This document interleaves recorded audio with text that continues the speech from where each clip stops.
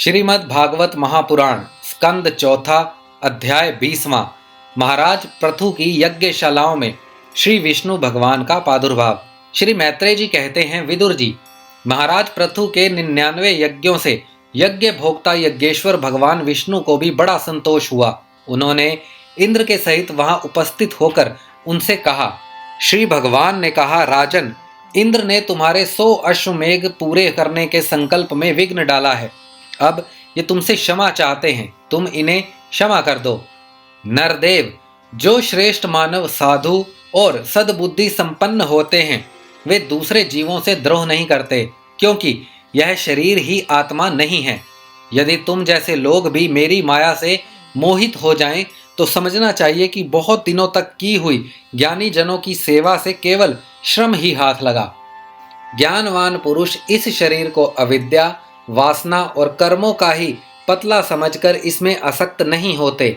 इस प्रकार जो इस शरीर में ही आसक्त नहीं है वह विवेकी पुरुष इससे उत्पन्न हुए घर, पुत्र और धन आदि में भी किस प्रकार ममता रख सकता है। यह आत्मा एक शुद्ध, स्वयं प्रकाश, निर्गुण, गुणों का आश्रय स्थान, सर्वव्यापक, आवरण शून्य, सबका साक्षी एवं अन्य आत्मा से रहित है, अतएव शरीर से भिन्न है। जो पुरुष इस देह स्थित आत्मा को इस प्रकार शरीर से भिन्न जानता है वह प्रकृति से संबंध रखते हुए भी उसके गुणों से लिप्त नहीं होता, क्योंकि उसकी स्थिति मुझ परमात्मा में रहती है। राजन, जो पुरुष किसी प्रकार की कामना न रखकर अपने वर्णाश्रम के धर्मों द्वारा नित्य प्रति श्रद्धा पूर्वक मेरी आराधना करता है उसका चित्त धीरे धीरे शुद्ध हो जाता है। चित्त शुद्ध होने पर उसका विषयों से संबंध नहीं रहता तथा उसे तत्व ज्ञान की प्राप्ति हो जाती है। फिर तो वह मेरी समता रूप स्थिति को प्राप्त हो जाता है। यही परम शांति, ब्रह्म अथवा कैवल्य है। जो पुरुष यह जानता है कि शरीर, ज्ञान, क्रिया और मन का साक्षी होने पर भी कटुस्थ आत्मा उससे निर्लिप्त ही रहता है, वह कल्याण में मोक्ष पद प्राप्त कर लेता है।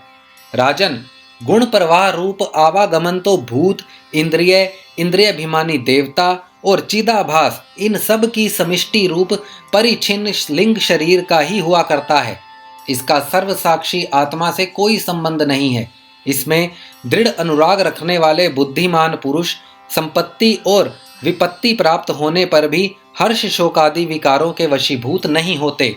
इसीलिए वीरवर, तुम उत्तम, मध्यम और अधम पुरुषों में समान भाव रखकर सुख दुख को भी एक सा समझो तथा मन और इंद्रियों को जीतकर मेरे ही द्वारा जुटाए हुए मंत्री आदि समस्त राजकीय पुरुषों की सहायता से संपूर्ण लोकों की रक्षा करो। राजा का कल्याण प्रजा पालन में ही है, इससे उसे परलोक में प्रजा के पुण्य का 6ठा भाग मिलता है। इसके विपरीत जो राजा प्रजा की रक्षा तो नहीं करता किंतु उसमें कर वसूल करता जाता है, उसका सारा पुण्य तो प्रजा छीन लेती है और बदले में उसे प्रजा के पाप का भागी होना पड़ता है। ऐसा विचार कर यदि तुम श्रेष्ठ ब्राह्मणों की सम्मति और पूर्व परंपरा से प्राप्त हुए धर्म को ही मुख्यतः अपना लो और कहीं भी आसक्त ना होकर इस पृथ्वी का न्यायपूर्वक पालन करते रहो तो सब लोग तुमसे प्रेम करेंगे और कुछ ही दिनों में तुम्हें घर बैठे ही सनकादि सिद्धों की दर्शन होंगे। राजन, तुम्हारे गुणों ने और स्वभाव ने मुझको वश में कर लिया है, अतः तुम्हें जो इच्छा हो मुझसे वर मांग लो। उन क्षमा आदि गुणों से रहित यज्ञ, तप अथवा योग के द्वारा मुझको पाना सरल नहीं है। मैं तो उन्हीं के हृदय में रहता हूँ जिनके चित्त में समता रहती है। श्री मैत्रेय जी कहते हैं, विदुर जी, सर्वलोक गुरु श्री हरि के इस प्रकार कहने पर जगद विजयी महाराज पृथु ने उनकी आज्ञा शिरोधार्य की। देवराज इंद्र अपने कर्म से लज्जित होकर उनके चरणों पर गिरना ही चाहते थे कि राजा ने उन्हें प्रेम पूर्वक हृदय से लगा लिया और मनोमालिन्य निकाल दिया। फिर महाराज पृथु ने विश्व आत्मा भक्त वत्सल भगवान का पूजन किया और क्षण क्षण में उमड़ते हुए भक्ति भाव में निमग्न होकर प्रभु के चरण कमल पकड़ लिए।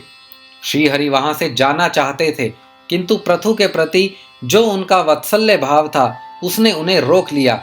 वे अपने कमल दल के समान नेत्रों से उनकी ओर देखते ही रह गए, वहां से जा ना सके।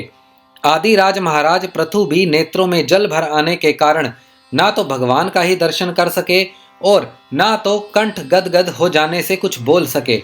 उन्हें हृदय से आलिंगन कर पकड़े रहे और हाथ जोड़ ज्यों के त्यों खड़े रह गए।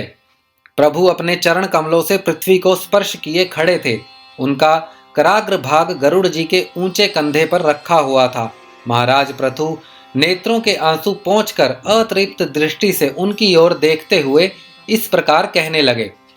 महाराज पृथु बोले, मोक्षपति प्रभो, आप वर देने वाले ब्रह्म आदि देवताओं को भी वर देने में समर्थ हैं। कोई भी बुद्धिमान पुरुष आपसे देहाभिमानियों के भोगने योग्य विषयों को कैसे मांग सकता है?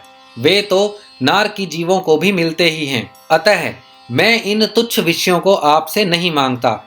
मुझे तो उस मोक्ष पद की भी इच्छा नहीं है जिसमें महापुरुषों के हृदय से उनके मुख द्वारा निकला हुआ आपके चरण कमलों का मकरंद नहीं है, जहां आपकी कीर्ति कथा सुनने का सुख नहीं मिलता। इसीलिए मेरी तो यही प्रार्थना है कि आप मुझे 10,000 कान दे दीजिए, जिनसे मैं आपके लीला गुणों को सुनता ही रहूं।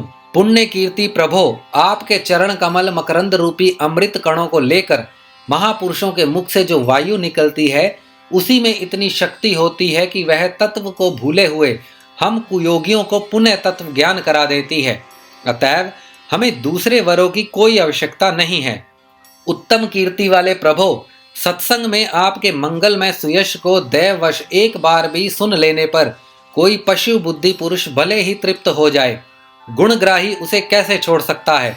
सब प्रकार के पुरुषार्थ की सिद्धि के लिए स्वयं लक्ष्मी जी भी आपके सुयश को सुनना चाहती हैं। अब लक्ष्मी जी के समान मैं भी अत्यंत उत्सुकता से आप सुवर्ण गुणधाम पुरुषोत्तम की सेवा ही करना चाहता हूँ, किंतु ऐसा ना हो कि एक ही पति की सेवा प्राप्त करने की होड़ होने के कारण आपके चरणों में ही मन को एकाग्र करने वाले हम दोनों में कलह छिड़ जाए। जगदीश्वर जग जननी लक्ष्मी जी के हृदय में मेरे प्रति विरोधाभाव होने की संभावना तो है ही, क्योंकि जिस आपके सेवा कार्य में उनका अनुराग है उसी के लिए मैं भी ललाहित हूँ। किंतु आप दीनों पर दया करते हैं, उनके तुच्छ कर्मों को भी बहुत करके मानते हैं। इसीलिए मुझे आशा है कि हमारे झगड़े में भी आप मेरा ही पक्ष लेंगे। आप तो अपने स्वरूप में ही रमण करते हैं, आपको भला लक्ष्मी जी से भी क्या लेना है? इसी से निष्काम महात्मा ज्ञान हो जाने के बाद भी आपका भजन करते हैं। आप में माया के कार्य, अहंकार आदि सर्वथा अभाव हैं। भगवन, मुझे तो आपके चरण कमलों का निरंतर चिंतन करने के सिवा सत्पुरुषों का कोई और प्रयोजन ही नहीं जान पड़ता। मैं भी बिना किसी इच्छा के आपके भजन करता हूँ। आपने जो मुझसे कहा कि वर मांग, सो आपकी इस वाणी को तो मैं संसार को मोह में डालने वाली ही मानता हूँ।